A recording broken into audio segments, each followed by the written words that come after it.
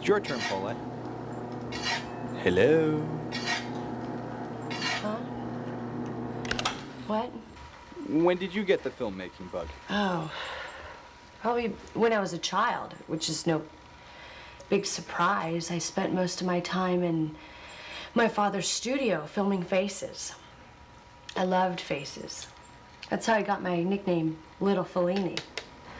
After all, the movie tech lot was a little bit like a circus, like something at a Fellini Satyricon. And the face my camera loved the most belonged to my father, Sam Gittleman.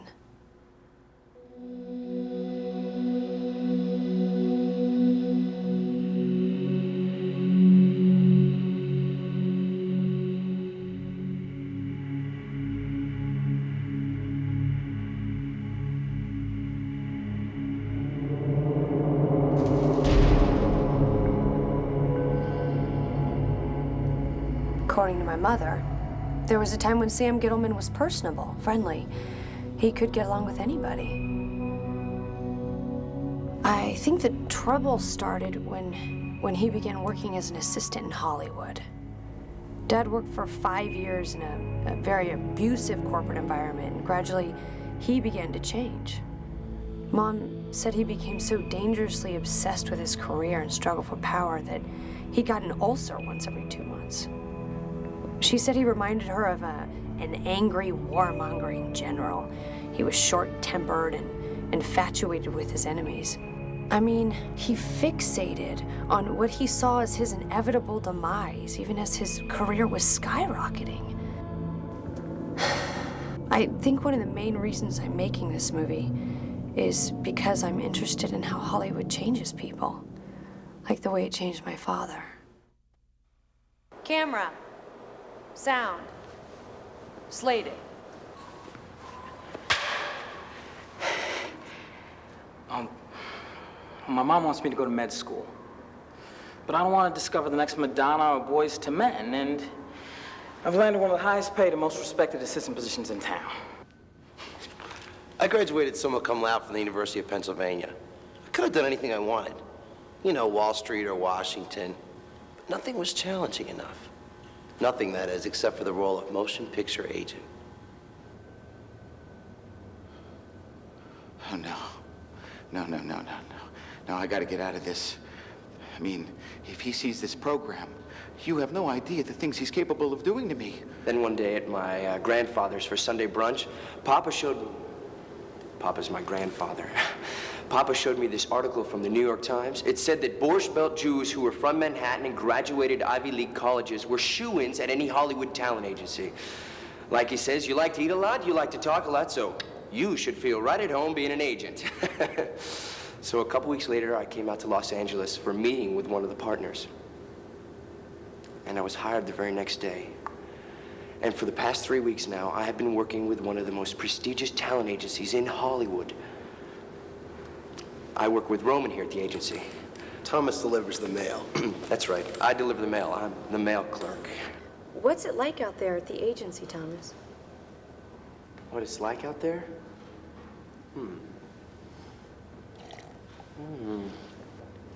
It's like my bar mitzvah, where I kept on thinking I'm gonna drop the Torah. My Sephardic grandfather's gonna have a stroke right there in the synagogue because I'm gonna drop the Torah. The rabbi says to me, take it. I said, I'm gonna drop it.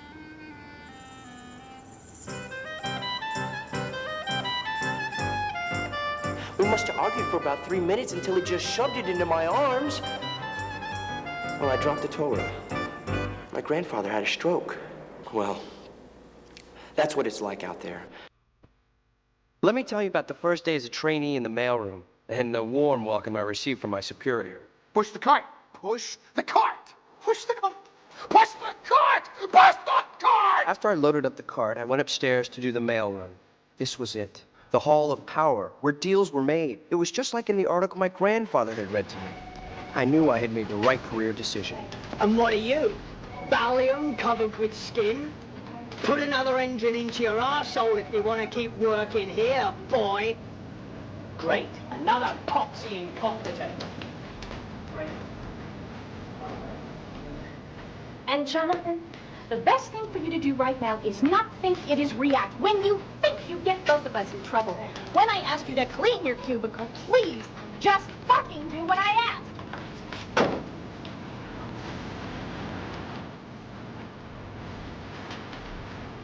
Hi, I'm Thomas Jacobson. It's nice to meet you.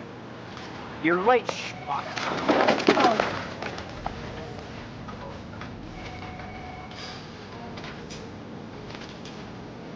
What exactly did you say to him? I said to him that you were on the phone, you call him back. Well, was it when he feels like it, you insignificant fly on my ass calls you back, or he doesn't even know who you are calls you back? I just said to get back to him. Fine. Call Tiffany's, send him over a pen with the following engraving. Write it down. Always love to talk. Don't forget the L.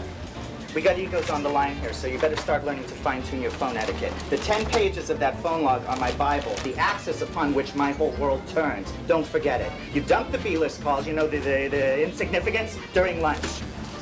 Do you need to get through or what? Yes, sir. Well, come on through. Oh, you're the new boy, right? Yes, sir. Oh, nice blazer. The tie doesn't go. Go ahead. Sorry, sir. Have a good day, sir.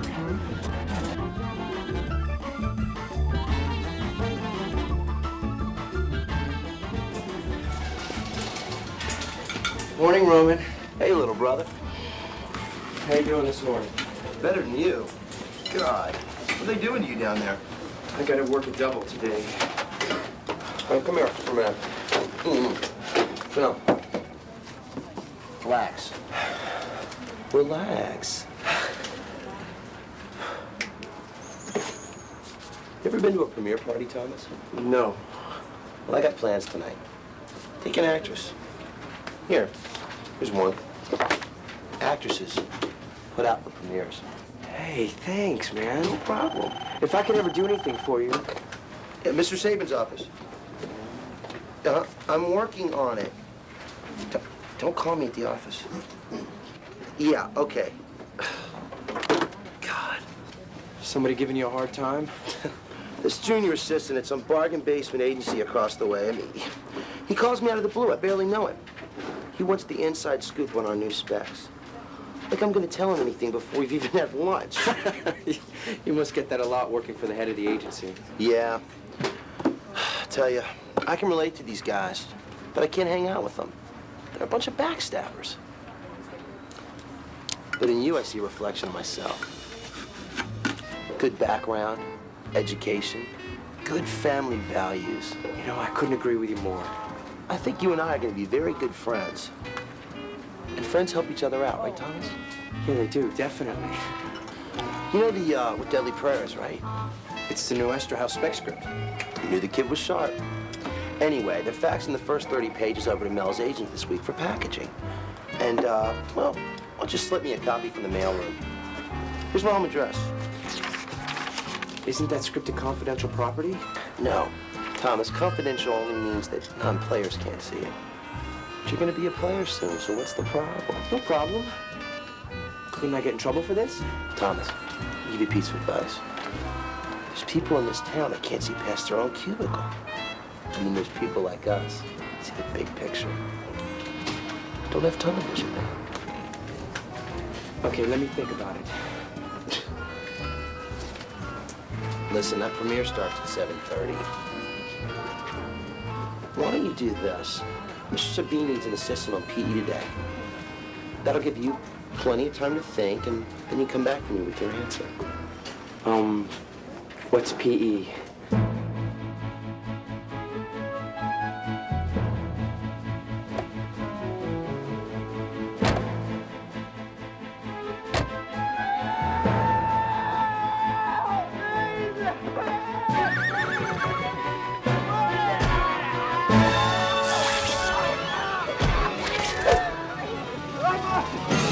For the first 2 months, you're a grunt.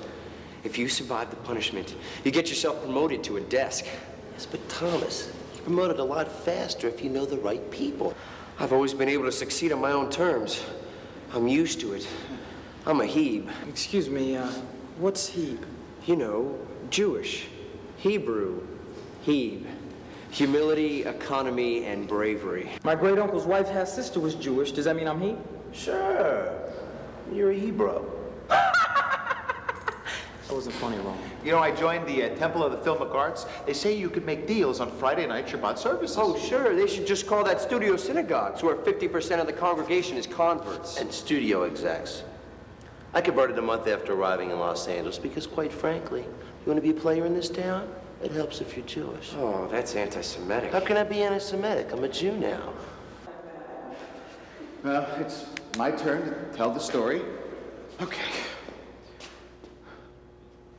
Move back.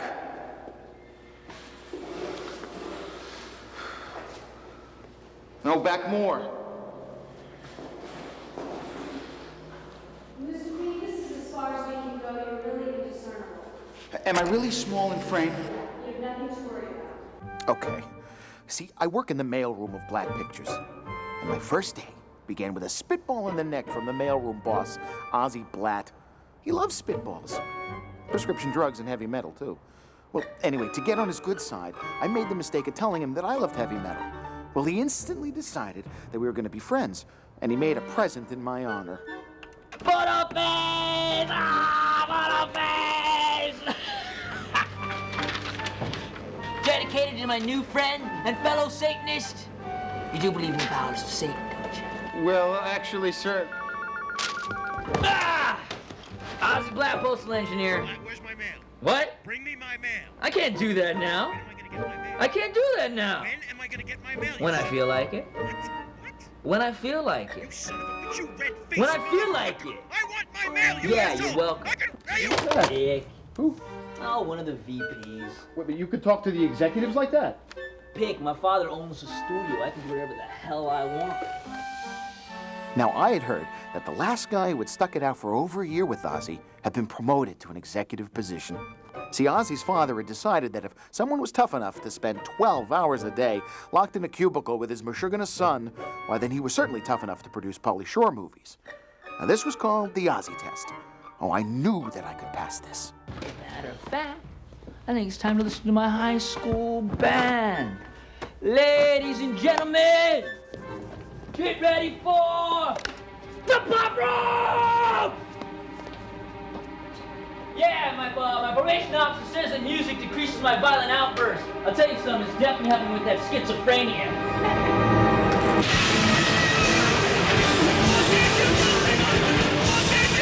See, nobody knows bad like Pink knows bad. What the hell? It's not an earthquake, guys. It's just the last member of our group, and he's a bit theatrical. Cut the fucking music! Name's Palermo. D. Palermo. Let's get one thing straight. I'm not an assistant anymore. I used to be. Let me tell you about the job I had. I'll never forget the day he fired me. I picked him up in my car at LAX. We were late for the agenting class he teaches over at USC. So we thought we would just drag race through South Central. Then I blew a tire over a pothole. Guess who had to change it? Every day, I'm haunted by the memory of that day. Hey, but you don't like them. But no, I fucking hate butts. Look, I didn't get a table in the front. I did not get a table in the front. Ignorante, bastarde, bufango. You have fucked me. Now this was my boss, Griffin the Roach, one of Hollywood's top talent agents. While we were stuck in the middle of hell, all he cared about was a table I forgot to book at Spago. He told me I was finished in Hollywood and that he'd leave a horse's severed head in my bed the next day. Meanwhile, as he ranted at me, the locals had begun to congregate.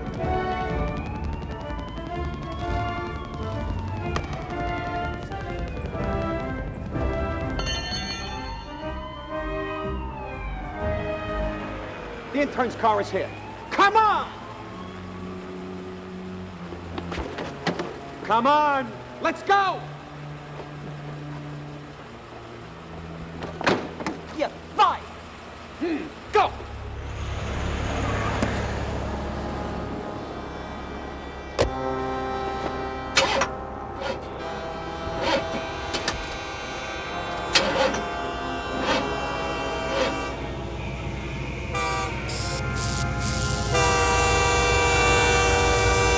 Why don't you tell everyone what you're planning on doing, Dean?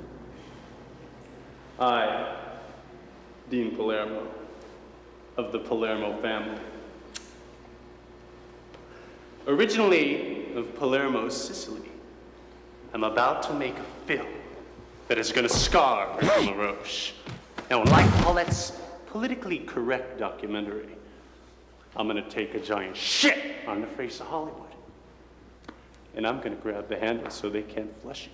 Roman, why don't you give us your take on the film business? Take notes, kids.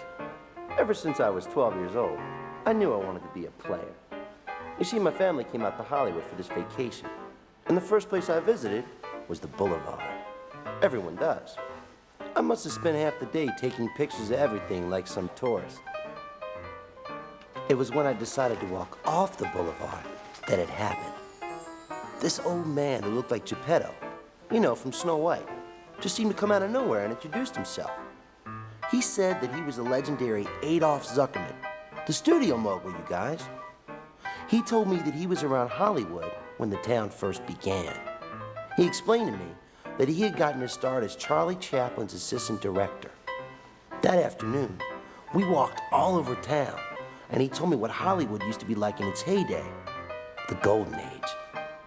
At the end of the day, and this is the best part of the story, he took me to Movie Tech, the studio which he founded and ran for 30 years. He told me about all the movies the studio made and all the great actors, directors, and writers that he worked with there.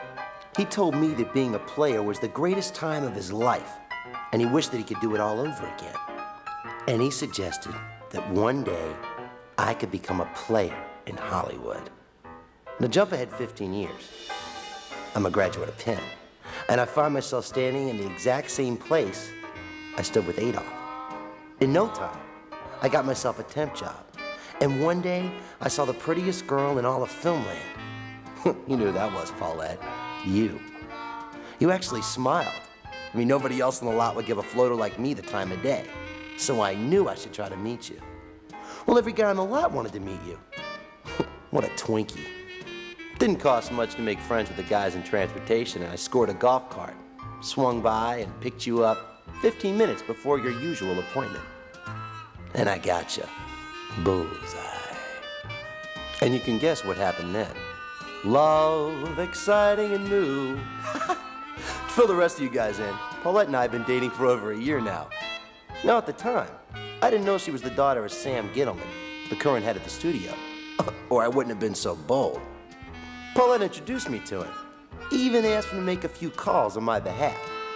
The very first one landed me my top assistant job at the Sabine Agency. Unlike the other trainees, listen carefully, Jacobson, I didn't have to start in the mailroom. So you want to know my take on the film business?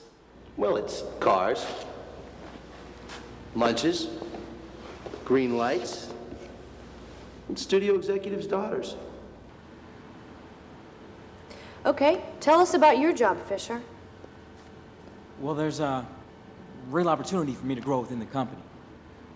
You see, I've loved music videos ever since I was a kid. I mean, I was obsessed with them. I began to turn into a video. I mean, I mimicked every artist from Michael Jackson to Twisted Sister. And you see, I mean, this play acting made me feel a real connection to the world. All right, some kids had Atari, but I had music video.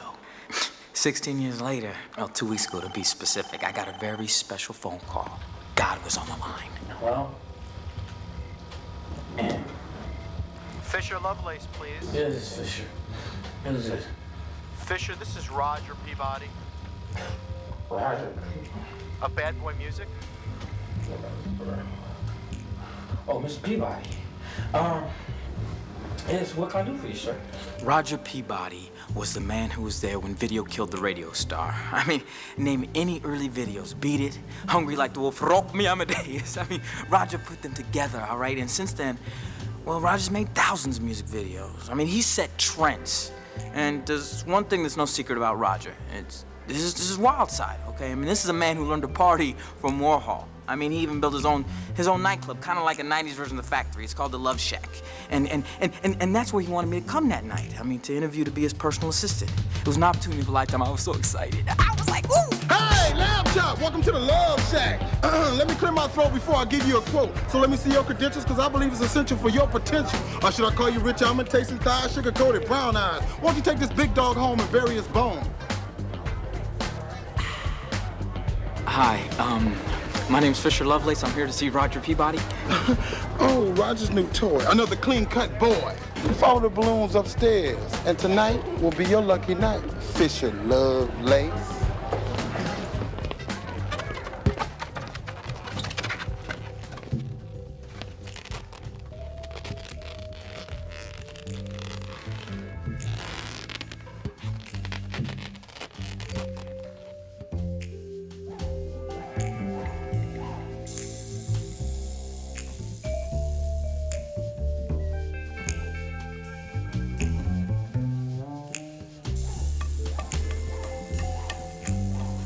Enough!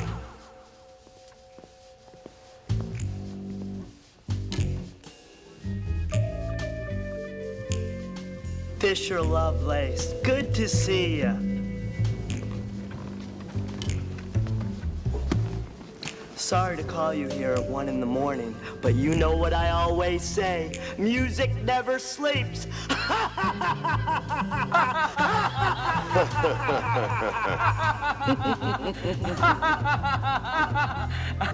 Now why don't you take your clothes off? Excuse me, sir?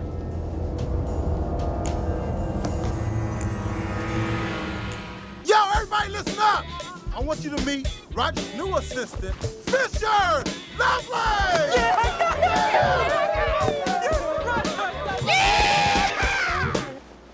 And, I mean, yeah, I have to deal with my boss's wild lifestyle.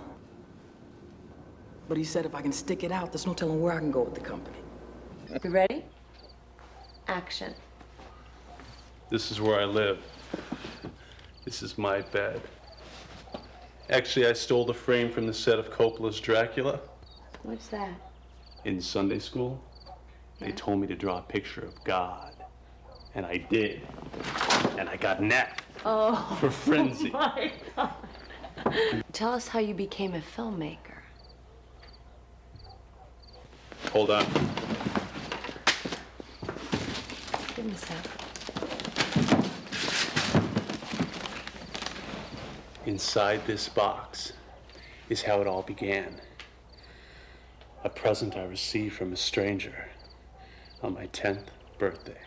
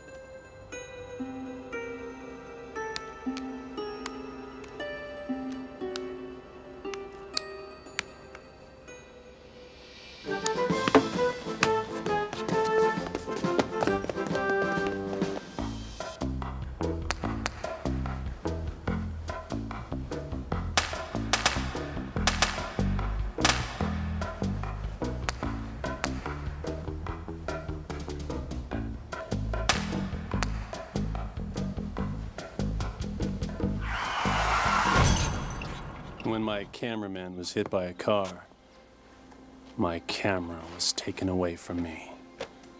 My mother told me that I was gonna have to find something more responsible to do with my life.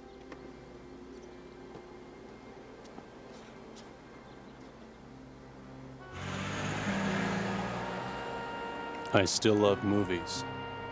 So, many years later after graduating college, I got a job working at a top talent agency. When I was fired and left for dead by Griffin the Roach, I received my wake-up call.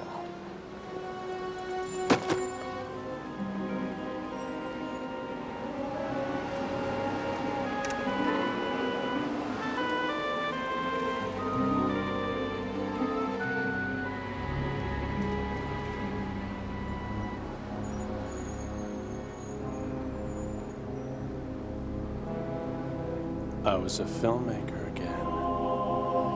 And Griffin the Roach was gonna be my star. This is where I come to discover up-and-coming talent. Wow. Oh, they really love me here.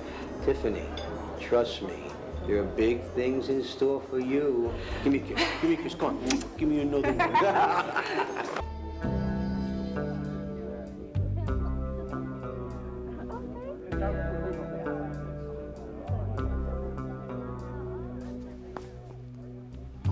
Taken such a beating, served coffee at his meetings. I've played the screaming game. My soul and drive, he tried to maim. He was always angry. Can you wait for the climax?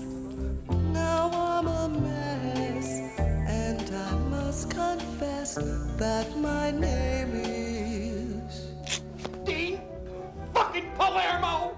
This is Griffin LaRoche, the most despicable, most disgusting agent in Hollywood. Hey, why don't you tell the camera how many clients you've lost this year, Mr. Pig LaRoche? And what about the times you badmouthed the studios? Fuck TriStar, fuck Warner Brothers, fuck Columbia, fuck... Okay, since we've interviewed you last, you've lost 4 clients. Does that have anything to do with the film Dean Palermo's making about you? Miss Gilman, I don't lose clients. They're all mutual parties. Okay, well, since the last time we interviewed you, you've lost 7 assistants. That's an extraordinary number. Mrs. Gilman, you know, you may not have noticed, but I am an intense guy. Very intense, but very stable nonetheless. Oh, sure, I fly off the handle, but there's nothing wrong with me. Hey, I said 2 slices of rye. 2!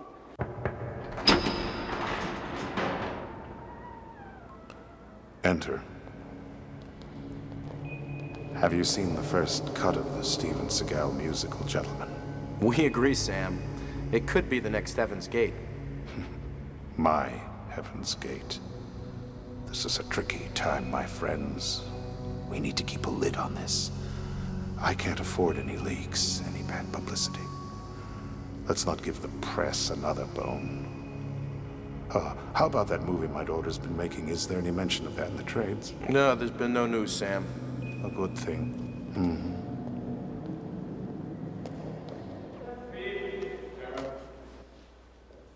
Parker. So what brought you out to Hollywood, Mr. Pink? Well, when I was a kid, I saw a movie, changed my life forever. Star Wars. Oh, I loved that movie. Hey, you know, I used to have a Star Wars comforter. I still do.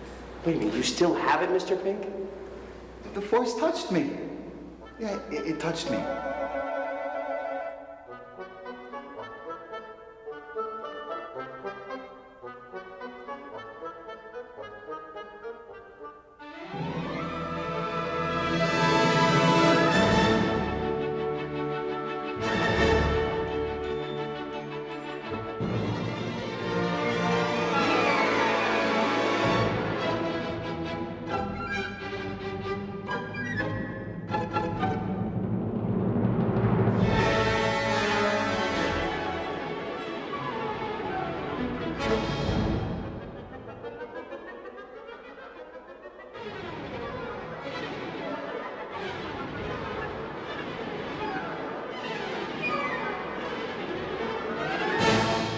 And I decided then and there that I was going to come out to Hollywood.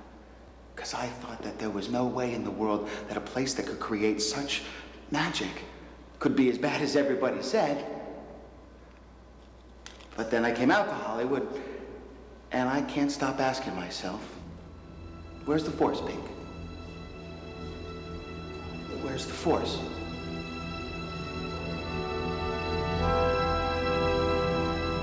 You see, to me, film is not just a business. Films are powerful. They affect people. They make them think about a lot of things. I didn't come out to Hollywood for the six figures. I came out here because I wanted to be part of the most influential art form of the 20th century. I don't care how influential these films are. I just want my big beach house in Malibu. Is that why you chose Hollywood? Well, see, in all other professions, it takes years to get anywhere. But in Hollywood, a young man can strike it rich overnight. You people can delude yourselves into thinking that there are morals, that you can be a pure artist in this business. But sooner or later, everyone gives in to temptation. Everyone. See, this isn't a movie, and the Force is not with you.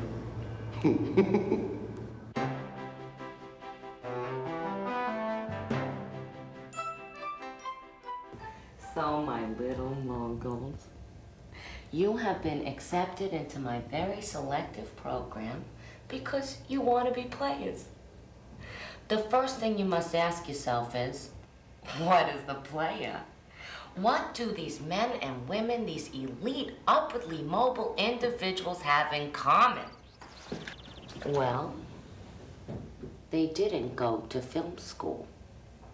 Because in case you hadn't realized it yet, Hollywood does not give a shit about how much you know about Godard or the French New Wave. Rhino skin, schmoozing, cow meetings, information, chutzpah, personal survival. Once you have mastered all these fine arts, you're halfway there.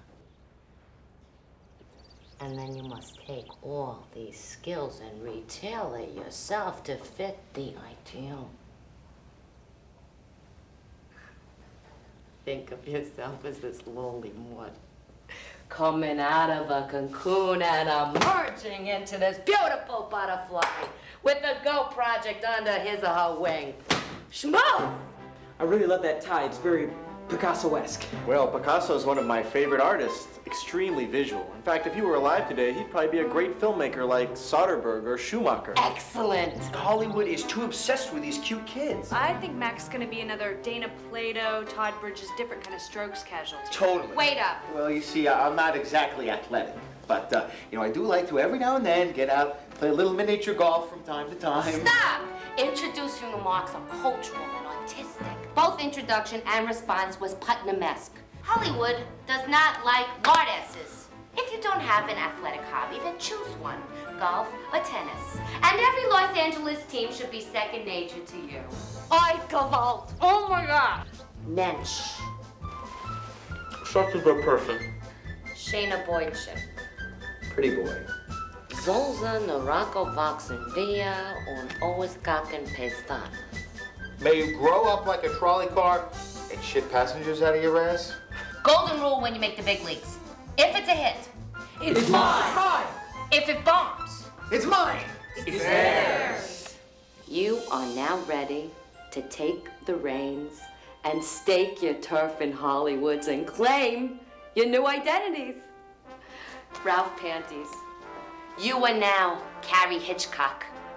Always an attention grabber. Fisher Lovelace, you are now Denzel Coppola.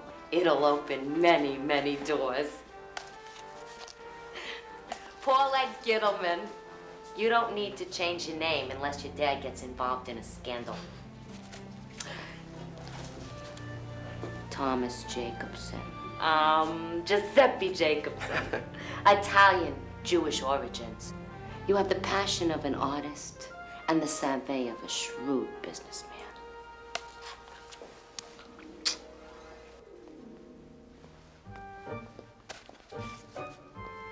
You. See me after class.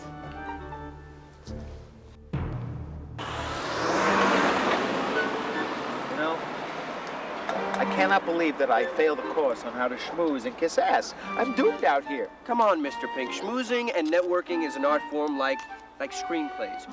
You learn the rules and then you practice them like the rest of us. No, forget it. You know, my mother, she says, you're socially awkward, and socially awkward people should not go to Hollywood. And she's right. And Schnell, she says I should consider dentistry, just like my mother. Oh, come on, Mr. Pink. Look at us. You think we're blessed with Hollywood personalities? Why are you trying to instill false hope in him? Dentistry's a nice profession, Mr. Pink. Quiet, Fish. No, don't quiet me, man. I'm being honest. We're talking about his life here. Shh. You can do it, Mr. Pink. No, I can't. Schnell's just one person, Pink. Her word isn't sacred. Yeah, nothing's sacred out here. Well, except for cars, lunches, and green lights. Oh, my. Cars, lunches, and green lights. Oh, my. Go ahead, Paulette. Tell him. Do you think he could do it? Yeah, I think you could do it, Pink. See? Paulette's lived in this town her entire life. She could spot a player a mile away. Really? Yeah, besides, you're as smart as anyone else. That's true. I am smart. You're good looking, too. Good looking? You know, I am feeling rather good looking today. And you can learn how to schmooze. You're right. I can learn how to schmooze. We can do it. Cars, lunches. Green lights. Oh, my. Cars, lunches, green lights. Oh, my. The future of Hollywood. Let's go. We can play the game. We can play the game.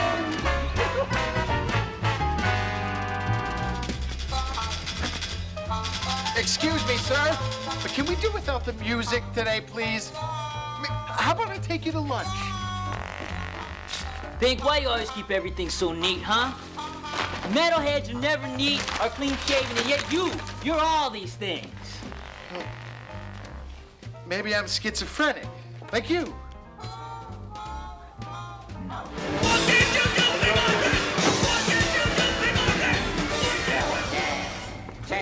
Now we are inseparable, like father and son. Party down!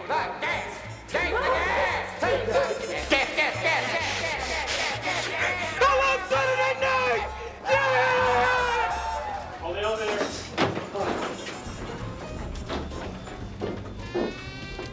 Thanks. Thomas, isn't it? Yes, sir. What? So, Yes. Grab the reins. Seize the moment. I really liked your children, sir. Well, I'm glad Roman scheduled you to spend more time with them over the next few weeks. Good day, Thomas.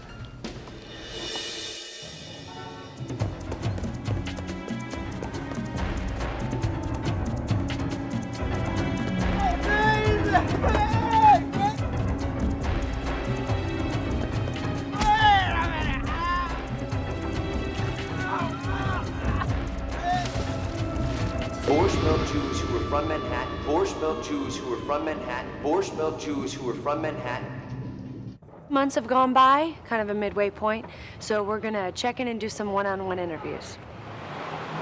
Roger says I've been doing a great job. You know, I mean, he thinks things are definitely gonna work out for me. As long as certain adjustments are made. You look like you're going on Soul Train, Fish. Oh, come on, man, it's not that bad. I mean, it's kind of like celebrating Halloween every day. I love Halloween. It's my mother, though. She's been getting so Spike Lee on me, man. I don't know. You know, that woman, she thinks Roger's trying to get in my pants. Is he? I mean, sure, there's a lot of compromise, but that's in everything. You know, as long as you know yourself, there's no danger. Well, Roger, How's the wig look? I mean, it looks good. You know, I like the way it looks, but Oh, good. I mean, it may not be. I sense hesitation. No. And I'm just saying it may not be exactly what we're looking. Have I led you wrong before, Fisher, huh? No, Have it's. You won't wear it to No. March then? No. You'll see it. I mean, it's dope. I mean, hey, you know, right. I'm stepping out. Yeah. My project for today. I thought I'd do some planning while I'm talking to you.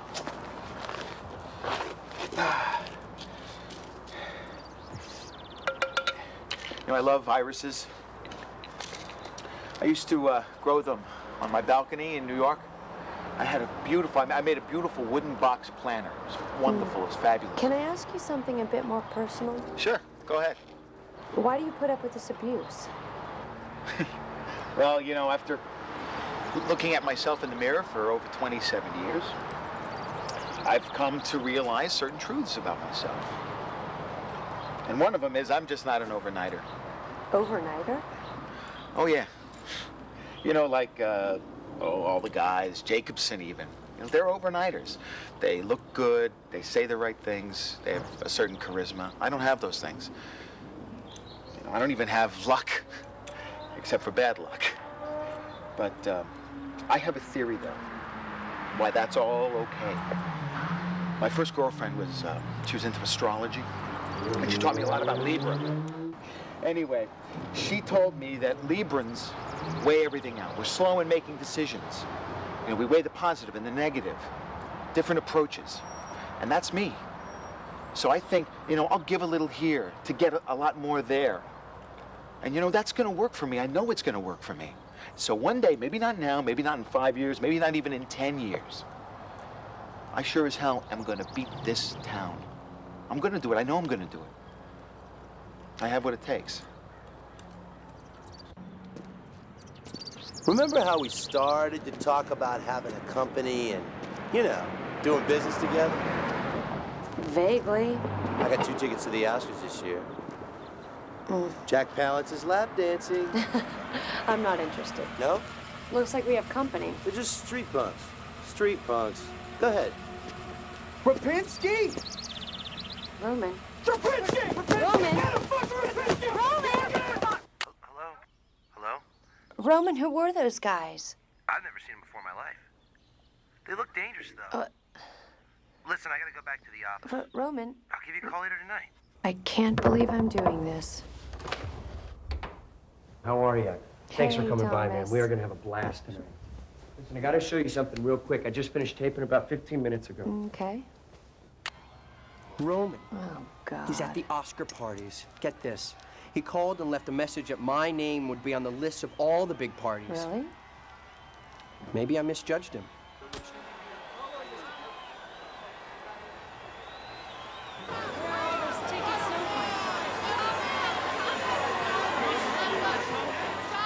We're not with the press. I'm supposed to be going inside. So there's nobody going inside. As far as we know, nobody can go inside the other For There's nobody going to go inside. why not? I mean, my name's Thomas Jacobson. I'm supposed to be going here. So you have to go in there and then We're not press. Who's this? We're not press. Okay, then you can't be in here. Right. That's what I'm trying to. I'm Okay. supposed to be going inside. Right. Come around here and please leave. Thank you.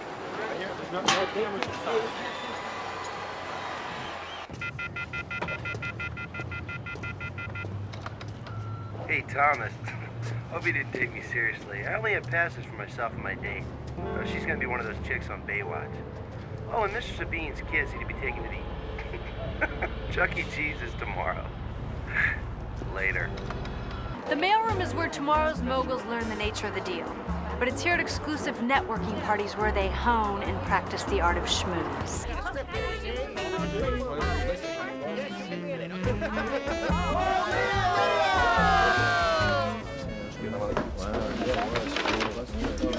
Yeah, here it is. Every prayer, the first 30 pages. This is for real? Of course. You deliver like the postman, so fine. I'll message you over the cash tomorrow. Good doing business with you. My mom wants me to sue him for sexual harassment. No, don't sue. You'll get blackballed. Well, that's what I tell her. I tell her I'm in control of the situation because soon the pain will only be a memory. Because with one promotion, I'll be in charge of supervising a bunch of my own videos. Yeah. Stick it out. Look, pain is temporary. Mobilehood is forever. I'm on the guest list. No guest list, Chief. No, but I'm on the guest list. No list, Chief. Take a hike. Let me see you. 5 more minutes. I would have sure left into a room. My honey, my angel, my baby, my saving grace. I missed you. Oh, you look great. You look like Nipsey Russell. Come here. I'm not gonna kiss you. You probably got a cold sore. I just heard this incredible story about this guy who's perpetually stuck in the mailroom. They call it, AF, Assistant Forever? Yeah, everybody knows it except this guy. What's his name? John Jehovah, what? Hey, so anyway, I was thinking, probably make a good bridge.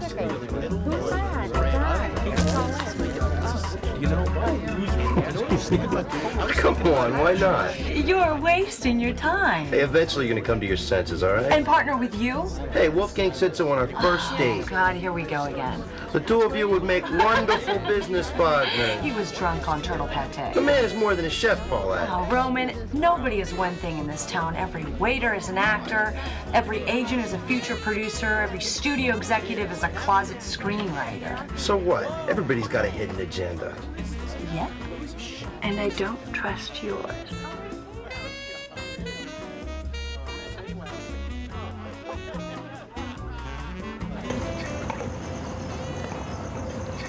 You guys okay? I'm assistant forever. My girlfriend left. Why the fuck with my mom alive? Hey, Pink. How you doing? I hate this place. I hate this place. You know, I wish a great rain would come and wash all the scum into the gutter. I just got a call from Pink. He doesn't sound very good. I'm a little bit worried about him.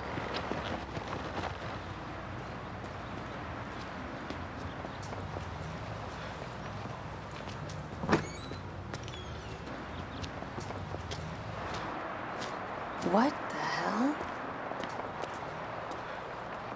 Pink? Mr. Pink, are you okay? Hi, guys. What happened? I don't like irises anymore. I don't like them at all. But everything's fine. They're still pretty. Paulette?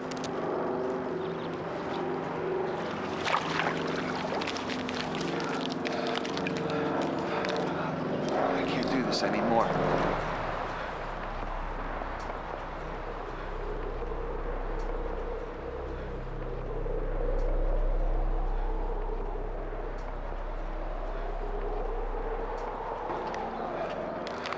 I'm sorry. I'm sorry.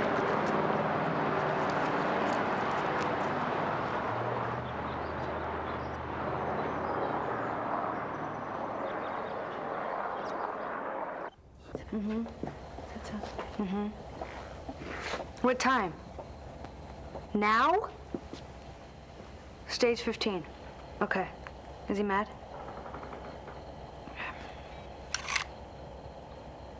I have to go see my dad. Oh, shit.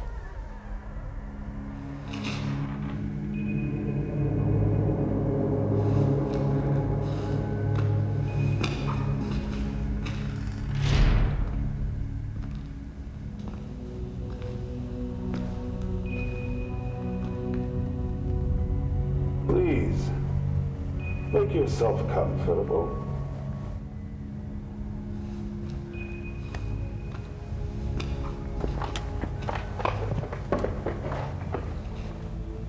Let's see what my little girl looks like these days.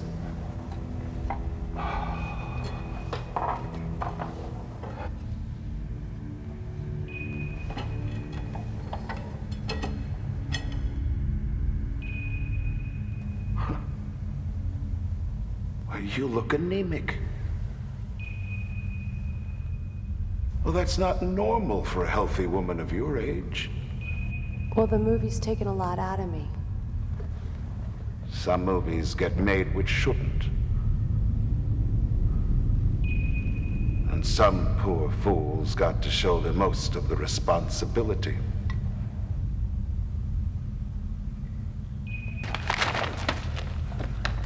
Small blurb in this morning's trades. Paulette Gittleman, daughter of studio chief Sam Gittleman, is making waves in Tinseltown directing her documentary feature Slaves of Hollywood, according to an anonymous source who's featured in the movie. If this film ever finds a distributor, there will be lots of destroyed careers. Heidi Fleiss' book couldn't compete with the potential smut of this film. Dad. I continue to read. Ms. Gittleman might be smart in reevaluating her slanderous approach. Some wonder where Sam Gittleman fits into this puzzle. Could Paulette be doing this in the name of her father? If so, it certainly cannot help the tidal wave of negative criticism he's already receiving from his studio mega monster musical, which some have nicknamed Singing Seagal. It's a cheap shot. Your reporter friends are looking for any excuse to undermine you. It's bullshit, like everything else. But the rest of this town doesn't see it that way. Because when it stinks, people tend to believe it. That's their problem. That's what you said when I asked you not to make this movie. Remember? I said, Paulette, this isn't the kind of movie that's going to ingratiate you to Hollywood. Hey, that's their problem, you said. Are you familiar with the meaning of the term Putnam-esque, named for David Putnam, the ill-fated former head of Columbia Pictures? Enlighten me. Oh, I'll enlighten you. It's when one thinks he or she can put a wrinkle in the system. It's that messianic, I can save Tinseltown from falling into the Pacific, suck my dick. I want to see more films about minorities and relationships, anti-box office mentality. Well, you know what becomes of that same self-seeking, sweet-talking revolutionary? He finds himself the proud owner of a new blackball. A top-of-the-line, screw you, eat shit, die, and never eat lunch in this town again certificate. Even one enemy is an enemy you can't afford, Paulette! I'm not making any enemies from this film. That phony scatology! From the day you started making the movie, you've been lighting a flame under others' assholes to feed your own moral fires. You want to make a change? Go fight world hunger. But don't screw with the players in this town, Paulette! Those weren't my intentions. Screw your intentions! Nobody cares about what you intended. That's what people are going to say. Once they smell a rat, everyone keeps away from you like you're the plague. I've seen it happen. I've perpetrated it on others. It's not a pretty sight. Well, I appreciate your concern for my reputation. It's sort of like a studio head's concern for keeping costs down on a film. But you don't own my negative. And you're not gonna stop me from finishing my movie. Then as your father, I pronounce your film dead. I've written an apology on yours and my behalf, which will be published in tomorrow's trades. And I've seen that nobody in this industry, not a single vendor, actor, or director will consort or attempt in any way to assist you in completing this project. I have spies everywhere. If you're shooting in town, I'll know about it. Even as we speak, your cameraman is being escorted off the lot, and the camera returned to the rental house. If you're even able to find another camera, you won't be able to find film for it. If you need a shooting permit, you'll be turned down.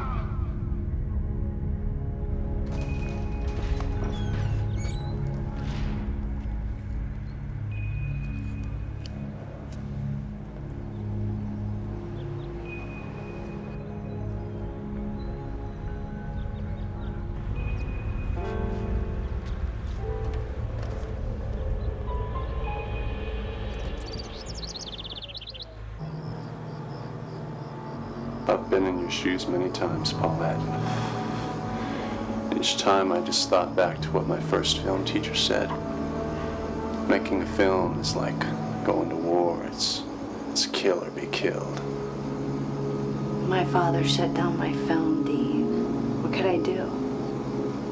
Paulette, when you're down at your lowest moment, that's when you discover what you're truly made of. Mark of a true artist. Coppola. Palermo.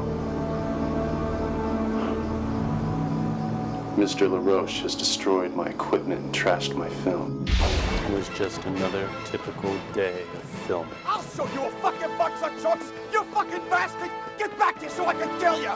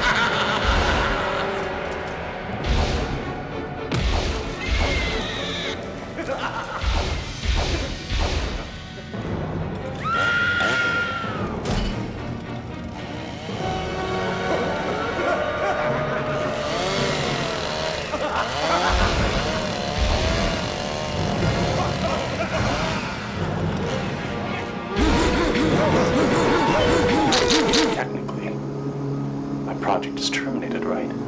Right. Not if you go along with my plan. Tomorrow, LaRoche meets his destiny. As he would say, the climax is the most important part anyway. A few weeks ago, after LaRoche had destroyed my camera and decided to join my beloved Bullax.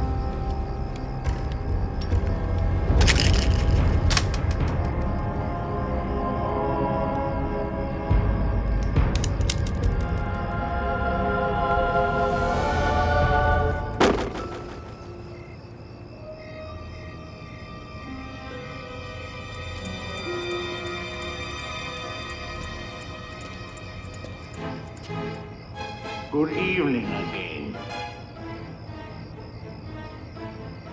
Master, following that little presentation, I'm prepared to continue our safari through the jungles of Hollywood. I got my camera back. And you know my movie? The one LaRoche destroyed? I've got some old stock and some short ends I've saved from that film. Now, if you agree to include my finale in your film, I'll let you borrow the stock and the camera to finish your film.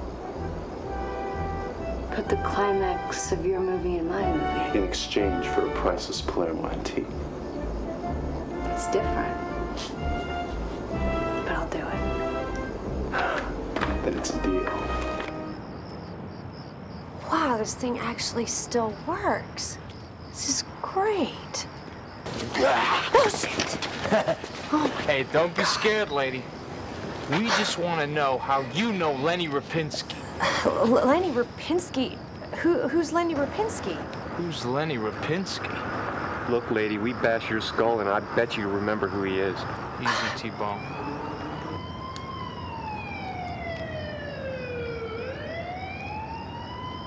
Oh, wait a second.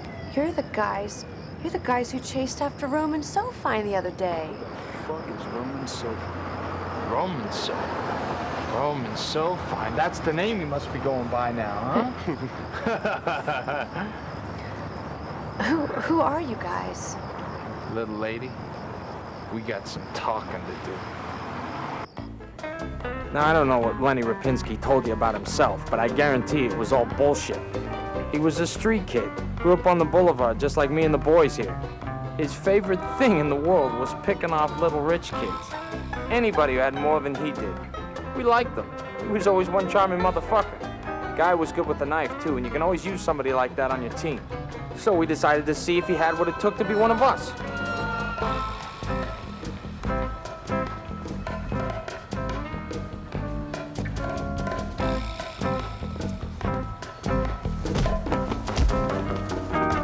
If you haven't figured it out already, sweetheart, we ain't the Salvation Army. That's not to say we don't collect things. Our specialty is other people's merchandise. You know, tourists. Because we do most of our work on Hollywood Boulevard. One day grifting on the boulevard, you could make enough money to live for a month. We were loaded, and still, it wasn't enough. But then there was that score when we knocked over a carload of oil sheiks. We'd never seen so much cash in our lives. We partied our asses off. But when we woke up, the score was gone, and so was Lenny Rapinski. We don't know what happened to the son of a bitch after that, but we've been looking for him ever since.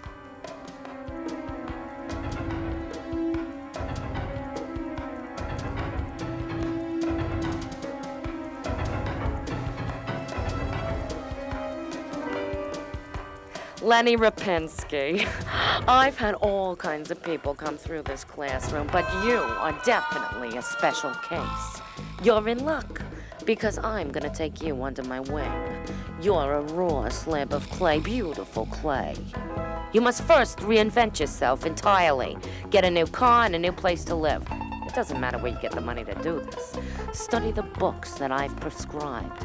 This is a business in which hairdressers can become moguls, farm boys can become big stars, and two-bit floozies can become legendary divas. Anyone can make it in this town, darling. You've just gotta be willing to do whatever it takes. You can do this, Lenny. And I've got just the place for you to get that beautiful foot of yours in the door. Studio lots are notoriously easy to sneak onto. Steven Spielberg, also one of my students, by the way, snuck onto the Universal lot disguised as a producer's son. But you, Lenny, you will be a messenger. Once you go through those fabled arches, all you need to find is someone clueless enough to help you make the right contacts. Like a studio executive's daughter. And from this day forward, you will no longer be Lenny Rapinski. You shall be Roman Sofine. Hey, you guys, thanks for agreeing to come back for one last time. What the hell are we doing out here in the middle of the desert, Paulette? It's awful hot out here, Paulette. I know, but my dad won't find us out here. How you guys doing?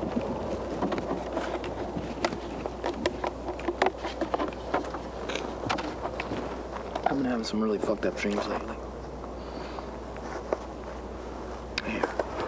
Oh, Hey, here, huh? Yep. Hey, Joe, just one. One. Okay, Mom. Here, give me some of that. Hey, Thomas, how was your vacation?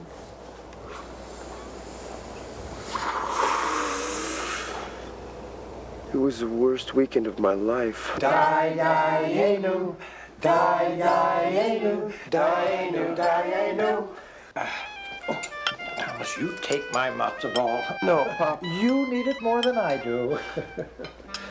My grandson, Thomas, my son's boy, who I love more than life itself. He writes me letters about his great fortune. But for once, I want to hear it from the horse's mouth. Go on. Tell me about life as a big Hollywood agent.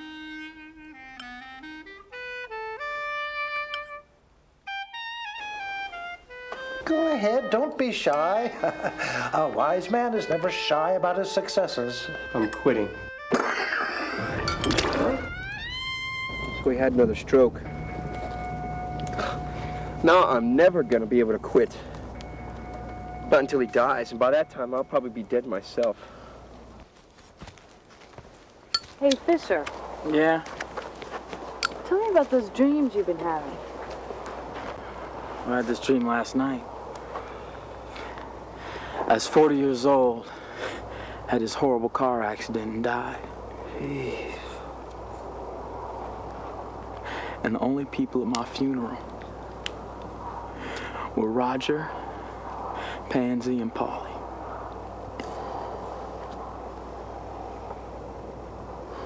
Roger's having this big party tonight. He said he's gonna be watching me real closely. And? Fuck Roger! I'm mad as hell, and I'm not gonna take it anymore! I'm mad as hell, and I'm not gonna take it anymore! Put Moses to the Pharaoh! Let my people go!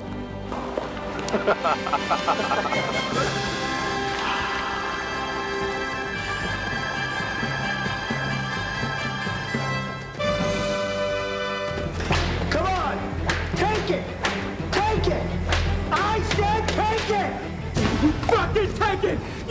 fucking goddamn! I'm not gonna take it anymore, you sick fuck!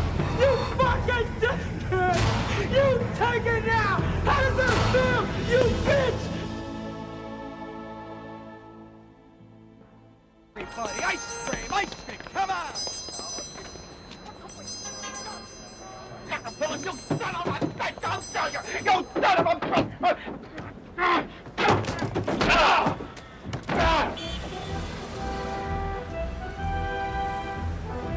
Palermo's Climax. Take one.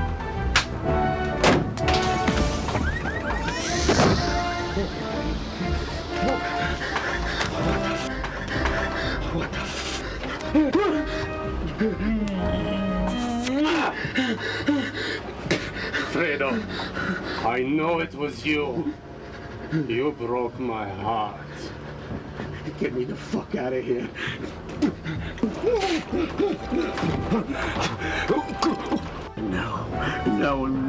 No, I can't. Michael Eisner's out. Yeah, Griffin LaRoche for Michael Eisner. I don't want to do what I can. I mean, I can't get on the fucking phone. I have to be on the fucking phone. Please read exactly what I've written. Hi, Griffin, Michael. Griffin! Griffin, what the hell is going on? What's your fucking noise?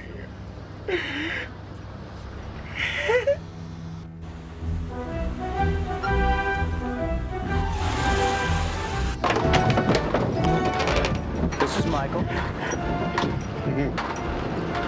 Michael? Yeah, this is Michael.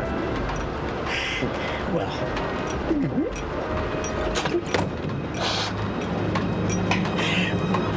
Fuck you. What? And that fucking mouse. And that fucking duck.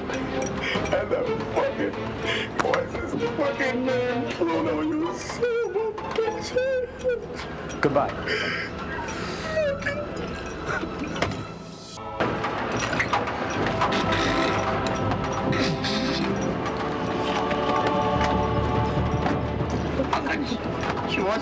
Is this Schwarzenegger? You know that your name means fucking black plowman? No, wait, hold on. Thanks. I knew you had it in you. Thanks. Could you please excuse us? Sure. Paulette, came down to congratulate me on my big day. You gonna go out with me tonight? I'm not going out with you tonight. Come on, everybody's taking me out. I want you to come. Actually, I'm going out with 5 guys. What's their names? I have a picture. There's Izzy, Butch, Little John, Tommy, Lenny Rapinski. I haven't met him yet. They look like nice guys, but I don't know. Sure you don't, Lenny. Let me get a picture here. Roman, let's get a picture. I knew you'd make it. Thanks. Smile. Thanks, guys. You can't fucking touch me, Paulette. I'm an agent now. You think the agency's gonna let something like this slip by? Why not?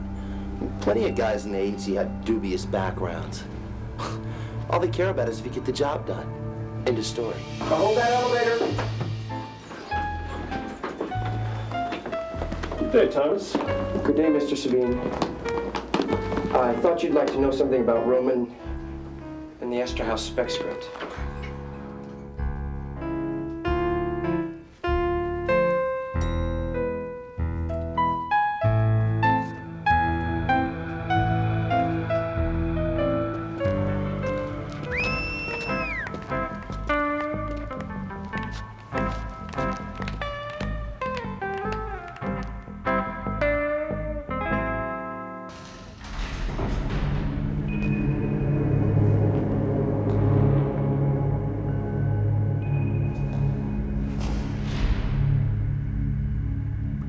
Enter.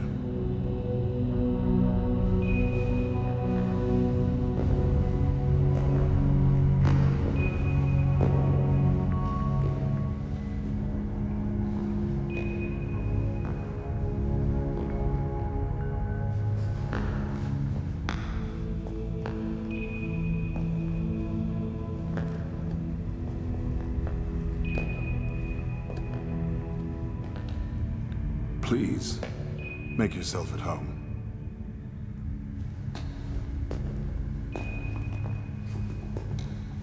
So, I never thought I would see you again, Paulette. In retrospect, I might have been a little bit hard on you, but it was all for your own good. So I assume that you've gotten this movie out of your system and you're here to come back to work with me at the studio. I am correct in these assumptions.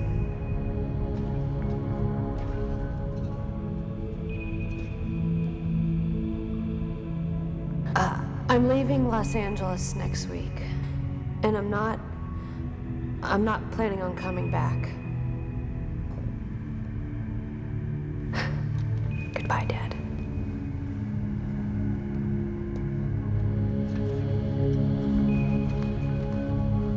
Paulette!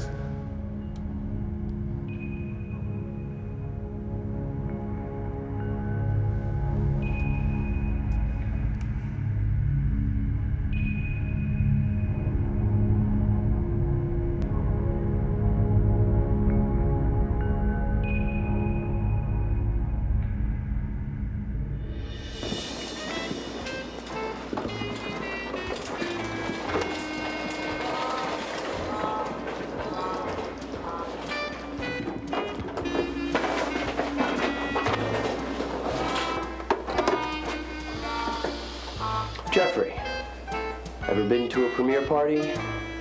No.